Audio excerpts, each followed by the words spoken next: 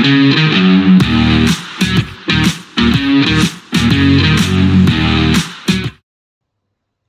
welcome back to the SuperCoach Nuff channel. In this video we're going to do our SuperCoach BBL final team reveal for round 1, which as you can see on the timer there kicks off in 2 days.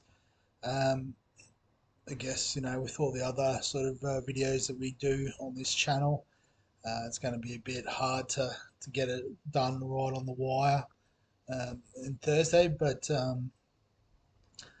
yeah, I thought, well, give everyone a bit of an opportunity to have a look, make comments, obviously, adjust your team as you see fit, whether you go with me or you make the smart move and go against me. But anyway, we'll kick it off. We'll start with the fresh team. Nice reveal. And so our Wicketkeeper has changed since the last video. And it's not rocket science, but we're going with Sam Billings purely because he plays 3 games, gets 3 bites of the cherry. So obviously we had plumped big for Quinton de Kock to be the wicketkeeper for our team, but he's not going to play the first 2 games for the Renegades, still playing over in the UAE, I believe. So for that reason, we can't consider him for game week 1. He will be good for game week 3 when the Renegades have that next double. So I think the plan will be to start siphoning funds towards that move in round 3. After this first round, obviously. What we'll do is we'll do the full team first, and then we'll just fill in the reserves, I think. With the batsmen, so the first batsman on my list is Aaron Hardy. So looks like he's going to get a nice sort of up top order position at the Scorchers. Possibility of bowling a few overs, but they generally carry 5 bowlers. So I think essentially their setup is the 3 international batsmen at the top, with maybe Josh Inglis and looks like Aaron Hardy will get sprinkled in there. Ashton Turner at 6, and then just 5 gun Western Australian bowlers underneath. But the all-round capability means that he's always a chance of something. Double game week, and if it doesn't work out, well, it's not that big of a jump for us to get to Matt Short in round 2. So just note I am not going with Matt Short in round 1 just because of the single game week. I'm pretty sure the whole first 11 this week has at least 2 games in the round, so chasing points, and we're going to push pretty hard on trades early doors, I think. So after Hardy, we'll go down the list a little bit, and Colin Munro. So generally you'd be looking at more all-round types like Will Sutherland or probably Daniel Sams, but someone who's going to feature in the top 3 in a triple game week, and in a team where there's going to be a bit of movement in and out with the Prime Minister's 11 game, and then obviously going into the Test match. I think he's the rock that this batting lineup will build itself around, essentially. So Colin Munro is in this week. Number 3 is no real surprise, but Glenn Maxwell. I did have a thought about fading him because I thought he only had 1 game this week, but then I realised he had 2. He doesn't play in round 2, so he will just sit on the bench, which is fine. But with the form he's in, I don't think he can go without. And at 64% owned, it's pretty brave call to anti-pot him, I think. Number 4, Josh Philippe. So opening batsman for the Sixers, has the double game week first up. I know a lot of the sort of quote-unquote experts don't rate the Sixers draw and are going without any of them. But I think there's just, a bit too much value there to give up. So Philippe, and also will give us a third wicketkeeper as well. So, while we are going to look at getting de Kock in eventually, it'll be De Kock, Philippi, and probably our bench wicket keeper. We can rotate through them pretty comfortably. The final starter is another Brisbane Heat player, top order batsman, and that's Josh Brown. So I guess you look at a few online, round one teams, and the fact that they've got Khawaja, Labuschagne in the first game, um, and then Renshaw will come back after that. Um, a few people sort of aren't thinking Josh Brown will be in there, but he absolutely pumped it in the warm up game. And I think as well, they've got Munro, they've got Khawaja, sure, but I think the fact Khawaja's going might suggest that they'll play Brown as the specialist opener. That's his role, is to go out there and just go hard. Khawaja will play three in the first game and then, swap with Matt Renshaw essentially going forward. So, um, yeah, so I'm backing Brownie in, uh, to at least get one decent score. The strike rate bonus will probably be there with it. So that's my thinking there. And then on my bench, a couple of cheap options. So the first one being Darcy Short, sort of in preparation for round two, where he will play the double. So him and Maxi will swing pretty comfortably there. Um, but I guess the other thing to consider is with the strikers, they don't have Rashid Khan. So I guess someone that can bowl a bit of spin could be very handy in their lineup. So obviously they've got Matt Short, they've got Ben Menenti could do a job, but Darcy Short just offering something a bit different. Um, you never know, could work out. And the other one, I guess, another batsman in good form, Fraser McGurk. So, he scored the fastest one day century this summer. Um, with Quinn de Kock out again, a lot of people suggesting, Nick Madison will slide up the order. But I'd probably, just whack Fraser McGurk in there and see how he goes. Um, probably just been looking for a chance like this. That's why he moved to South Australia. And it showed what he's capable of. So, yeah, a bit of a speculated pick there, but it's more just a cheap option to facilitate some other moves. So high risk, high reward, but you know, little downside in the sense of he'll be starting on the bench despite having a double header first up. And so I just realised I was going to do the first 11 first, so I might just cut back and do my bench wicket keeper. You probably guessed already, Ben McDermott. Hobart only played the one game this week, and that sort of trend continues.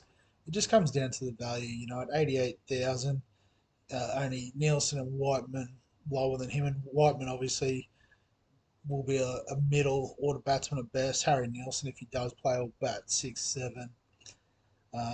So yeah, someone at the top of the order who we know what he's capable of. Yeah, you got to have him in, I believe. The other one that is interesting, I think, might be Sam Harper, guaranteed. I think opening bat at the Stars, but you can get Philippi and McDermott at a better price, and they've probably got more runs on the board, figuratively and literally, I believe. So on to the bowlers, and I guess the first one is the controversial pick, but I am going to put in Michael Nasser. So news came out yesterday he's pulled out of the Prime Minister's 11 game due to soreness. But then the Heat have said that they'll assess him and it'll be a game time decision whether he plays the first game. So if he plays 3 games, he's going to get the C slapped all over him. But even if he doesn't, the fact that it's just soreness suggests to me that he's going to play two of the other 2 games in the first round of the triple header. Uh, and if you compare him to Abbott and Richardson, he probably is the best batter of the three. And given the Heat's recent form, he's more likely to get a hit out of those three. Um, so for that reason, the premium price and the chance of playing 3 games, but look more likely to play two, I'd still have Nessa over those other two. So I'm going to put him in. After that, we're gonna, save a bit of cash, and instead of going with Richardson, we're gonna go with Behrendorff. Obviously, doesn't bat as well as Richardson, but the main reason we picked these guys in the bowling positions is to take wickets. Behrendorff takes wickets, so for that reason, I think they'll score somewhat similar, but Behrendorff just has that cheaper price tag. Excuse me. Third off the bowling list is a bit of a way down, but Xavier Bartlett. So, you know, this has been Spencer Johnson in the preseason. A lot of people would have Kuhneman or perhaps even Schwepson um, as that second heat bowler. Um, I think just out of all the options, Bartlett is the one that's most nailed on in the sense of, they're going to probably play Nessa, Bartlett, Walter, um, and then, the other two positions, it could be Kuhneman and Swepson playing together. They might go for a fourth pace option like a Wildermuth that can bat a bit more. I'm not exactly sure what they're thinking, but it's one of those things. If you see the lineup and Schwepson and Kuhneman are in, you could go one or the other or both if you're feeling real ballsy. Um, but yeah, I think Bartlett just has that locked in spot. Um, can bat a little bit too, so you imagine he'll be batting at eight. Maybe I guess Nasser will bat at eight with Walter at seven. So Bartlett at nine is still pretty capable of getting a few runs. Um, and then speaking of which, I think I've already let the cat out of the bag there, but Paul Walter's also going to be in the team. So for those playing along at home, yes, I do have six Heat players, but triple game week, how good? Um, did a little bit of a look into Walter. It looks like he is that sort of prototypical English all rounder. Bats a bit, bowls a bit, um, and they've flirted with the likes of Lewis Gregory in the past. But again, I think it's a triple game week. It's just got him over the line in my team, and we'll see how we go. And I've just had a complete brain fade on who my final pick was. I didn't think it was someone this cheap, to be honest. Let's quickly go to the notes off on the side. That's who I forgot. I skipped straight past him because he was there before. Of course, it's Adam Zampa. I mean, 132k double game week, playing at the Renegades. Um, yeah, just lock him in based off the double game week. Five, so what is it? 5 games in the first 3 weeks. That's why we were so keen on De Kock. But Zampa will keep for the first few rounds anyway, and then we'll reassess. And so on my bench, gonna go with Jamie Overton. So I guess similar style to Paul Walter rather, and that'll almost be a straight swap next week in round two when Adelaide have the double. And then the final player is Tanvir Sangha. So, you know, the Thunder's fixture isn't fantastic, but, the fact he didn't play last season has seen his price dip. He's definitely worth more than 83k. Um, it is one you can wait and have a look potentially if you do like another cheap option. Like you may want to load up on, say, Ben Menenti. Mitchell Swepson, he could be a last minute switcheroo if it looks like. He's pretty comfortably locked in for the 3 games, like, say, Kuhneman's out, Swepson in, that sort of thing. But, yeah, I guess that's the way we're going to go with it. And, yeah, so there's the team. We've still got 70k in the bank. Um, so, as we've discussed, there's going to be some pretty aggressive trading next week. Or the next couple of weeks, to get Matt Short in for the double. Excuse me. Don't know if there's too many other Adelaide players that I'm interested in. maybe Payne's. There's been a bit of talk about him from England being a pretty decent bowler. So, you could do Payne to Bartlett sort of thing.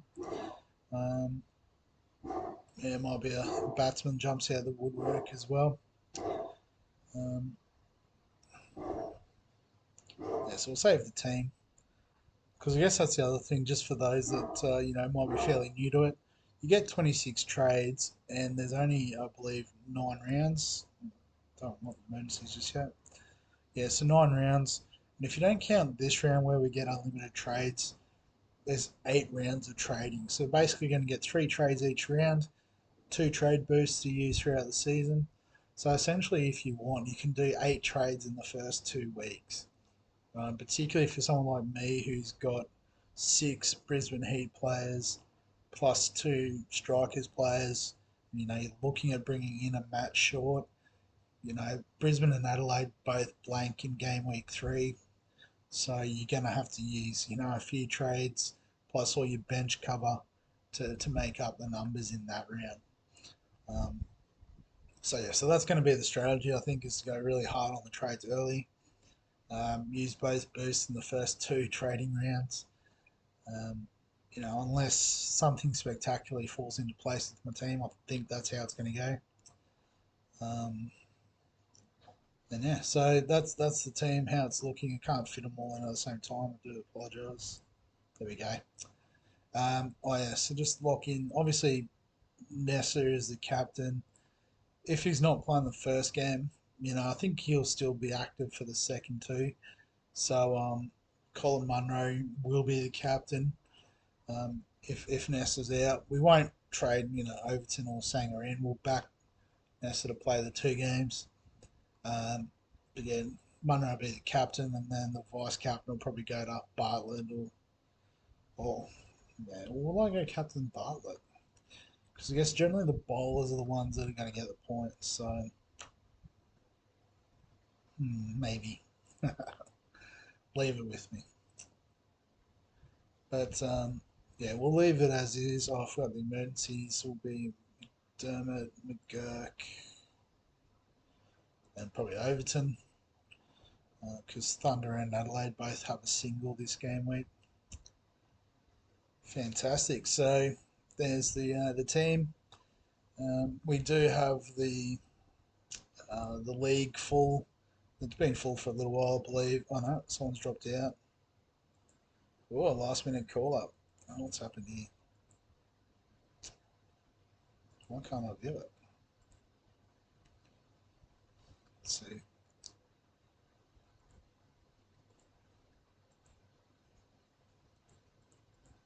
Computer's having a meltdown. Apologies for this. Oh, I can't see head-to-head scores. Should be able to see all the games though. Yeah, okay, so someone has slipped out of the league. But I guess we've got David, Michael, Linda, Ash, Jim, and Ross. So yeah, I guess I'll put another little link on the video, I suppose. But there's the code 549163 if you want to join in on the fun this season with us. If not, looks like we've got a bye week. Not ideal, but we'll just do what we have to do. I did think it was full up, but maybe someone decided against it. No, that's fair enough. But yeah, cool. All right, that's not what I wanted. I wanted the team come back. All right, computer's struggling, so we'll wrap it up there. As always, if you've got any comments, thoughts, is it crazy to start Nasser even if he doesn't play on Thursday night? Let me know in the comments section. If you're enjoying the BBL stuff, let us know with a like. Subscribe to the channel for all of the fantasy content we've got. NFL, we've got EPL, we've got NBL, and now obviously we've got BBL also. But other than that, thanks for always watching, and we'll see you in the next one.